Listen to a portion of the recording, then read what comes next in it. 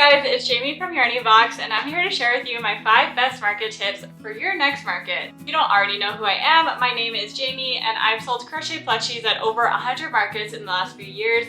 I've learned a lot over the years, and I'm here to share with you all the mistakes, all the secrets, all my best tips. The other day on my Instagram, I asked you guys your market questions, and I'm going to answer those at the end of this video. If you don't sell crochet, maybe you sell something else at markets, definitely still watch this video because these tips go across the board and you don't have to be a crochet artist for these tips to apply to you.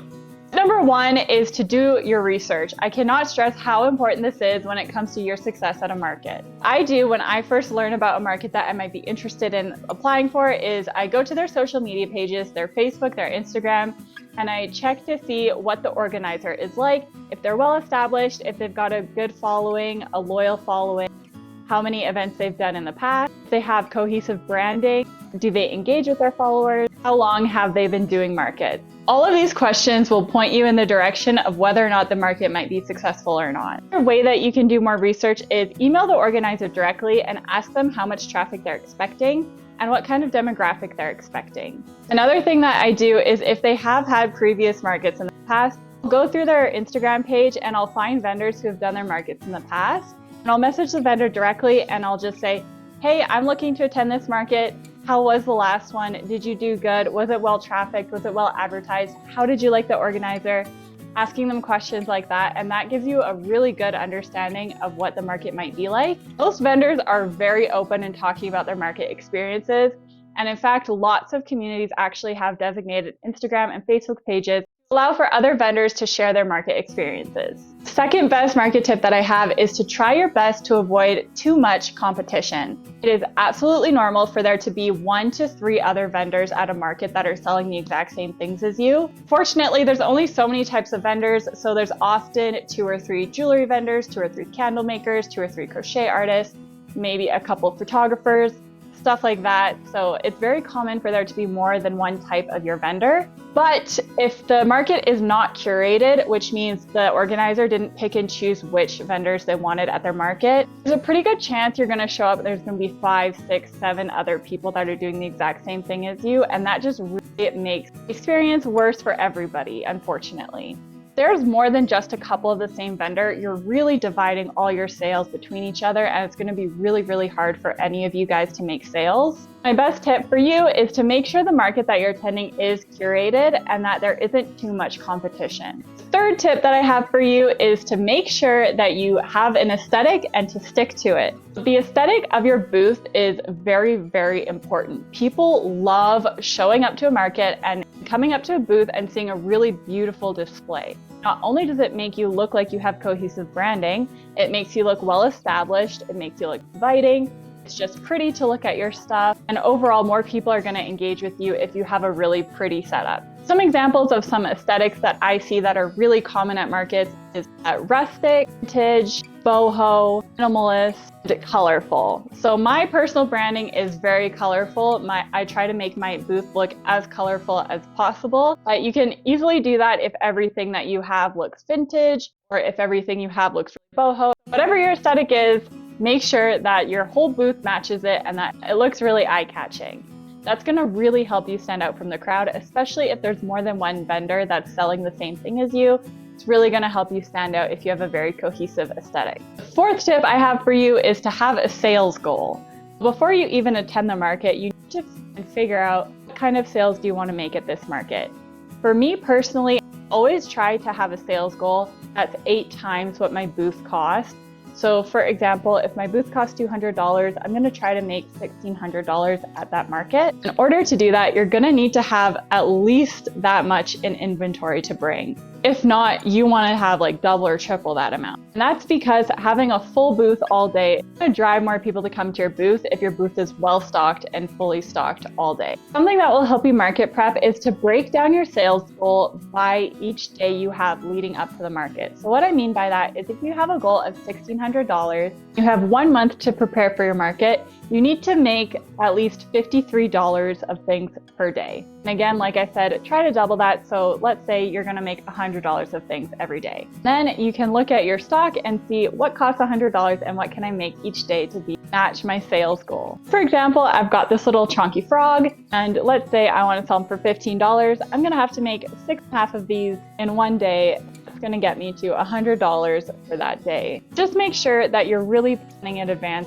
what your market prep is going to look like, that you can have that much inventory for your market. My 5th best market tip is to make sure you have something at your booth that's very eye-catching. You need to grab attention in some way and stand out from the crowd. This is really important if you're attending a market as a vendor that has like 100 or 200 other vendors. Like a lot of the markets that I do in the summer are really big street festivals that have over 100 vendors. So I need to make sure that my booth stands out from everyone else so that people come to my booth. They see a street lined of tents, and there's just tents stacked against each other on each side of the street, and you're just kind of looking around, not really going to know where to go or what booths to go to first. So I like to have something in my booth that really draws people in. My favorite way to do that is to have a really giant stuffed animal of some kind at my booth. In particular, these jellyfish are by far my most attention-grabbing animal that I always have on my table. I always try to make at least 1 or 2 of these. Sometimes I have 4 if I'm attending like a really big street festival.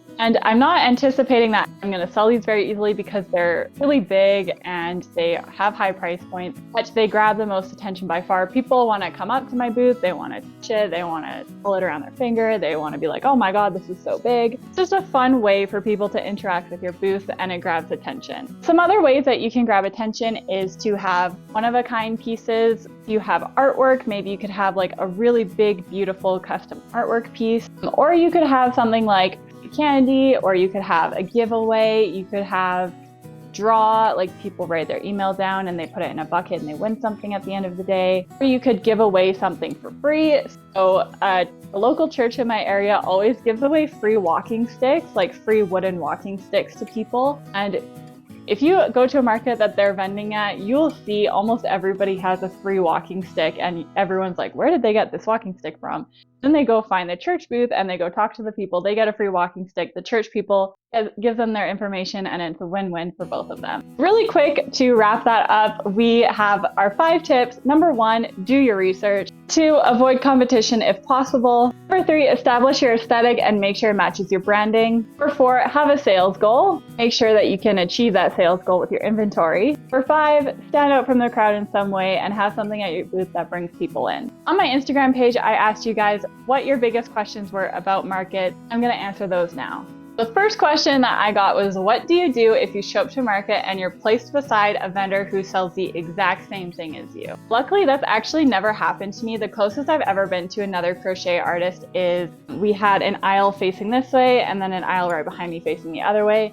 And she was on the other side of the aisle, but a few booths down. So still pretty close, but not beside each other. If I were to show up to a market where I was placed beside a vendor that was selling the exact same thing as me, honestly, I would probably go up to the market organizer and just say, hey, this might have been overlooked, but unfortunately we are selling the exact same thing. Is there any way that my booth could be moved to a different location at this market? As long as you're respectful and polite, I don't see a problem with asking a market organizer if you can move booth spots. The biggest tip to avoid this would be to make sure that you do your market research, because established market organizers who have been doing this for a long time and have experience with this know not to do that in the first place. If you attend a market that has a really good organizer, chances are this probably won't happen to you anyways. Second biggest question that I got was, how do you price your items? I like to pay myself an hourly wage to make sure that I'm getting my money's worth of making these things. And then I add on the additional cost of what it took to make this. So I would pay myself the hourly wage plus the $2 that I took in materials. And then I can make 2 of these an hour, so I would also have that into consideration. I would probably price this guy at about $15. Another tip that I have about pricing your items is you can actually go on Etsy or attend a market where they'll sell the same things as you and look up to see what these types of items are going for in your area. I can give you a better idea of how much you can get for this. Brings me into another question, which is, how do you handle price hagglers or people that kind of reject price? So I have gotten so many times where someone comes up to my booth and they're like, why is everything so expensive?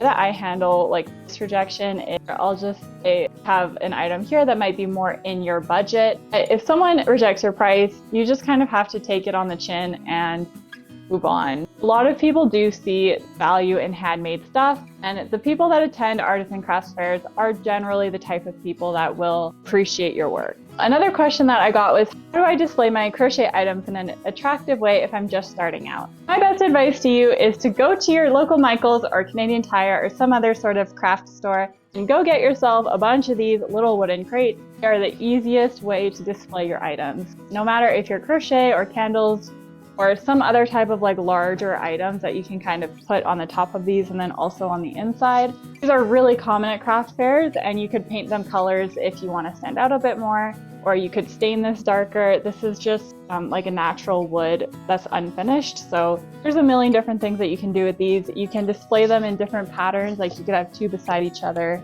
one on top. You could do this way and this way. Even if you're only able to afford maybe one or two of these will definitely help you stand out at markets and make your display look a little bit prettier, especially because it's a really easy way to add height on your table. Having a dimensional table with different heights is really important at markets because it helps you create an eye-catching design on your table. Another common question that I got was, how can I stand out from other crochet artists? My biggest tip for you is to have your aesthetic, have your brand, and really make sure it shines through, and people are going to be able to like look through a crowd and be like, oh, that's so-and-so because I recognize their booth. One of the easiest ways you can do this is by picking a color for your brand and sticking to it. Wear that color, maybe get a shirt made or a sweater made with your brand on it. Have it as your tablecloth color or have a big banner with that color. Just make sure that your brand and aesthetic are really cohesive and stand out. The question was, what should I bring to the market other than my inventory? The top things that you should bring are business cards or flyers. Make sure your contact information is on them. A cash box with a float, definitely bring a square machine. The amount of sales that you'll lose out on by not offering credit or debit payments is substantial, so 100% make sure that you bring a square machine. This is your very first market and you can't afford it. Try to reach out to someone else you might know who would have a square and you can borrow it for the day. Or I think there's a really tiny version of the square you can insert on the bottom of your phone and it's swipe only. But try your very best to have a type of way to accept credit and debit payment. Another thing that I recommend bringing is make sure you have snacks. Most of the time, the food at craft fairs is either really expensive. If you do them often, this will definitely add up. If you're spending $15 on lunch every time you go to a market, it really does add up. So try to bring snacks, bring water, bring a chair, bring a fatigue mat. Just bring anything you think will make you feel more comfortable. And if you're doing a night market outside, 1000% you need to bring your own lighting. Bring a solar powered of lights that go on the outside of my tent. Also a few tabletop lights help illuminate my booth. Lighting is really important if you're doing a night market because you need people to be able to see your product so that they can buy it. The last question that I got was, do I ever get discouraged? And I think it's pretty safe to say every single one of us is gonna have a bad market where we feel like crap after. Maybe we didn't make any sales. Maybe there was just a bunch of people that were kind of jerks and they were like commenting on your price or something like that. Maybe you weren't selling anything, but your neighbor was doing really well. Happened to the best of us. Just make sure that you do your market research. Make sure you're attending markets that cater to your demographic. Just remember that not every crowd is going to be your crowd. You're going to end up finding a market where you sell really well. So the time where you don't do well is because the market isn't a right fit for you. That's totally okay. It's not because your stuff isn't worth it, because it is. Those are my best tips and some common questions answered for you guys. If you guys enjoyed this market video, please leave a comment down below, hit the subscribe button, and keep up with my daily life on Instagram at YarnyBox. Thank you so much for watching, guys. Bye.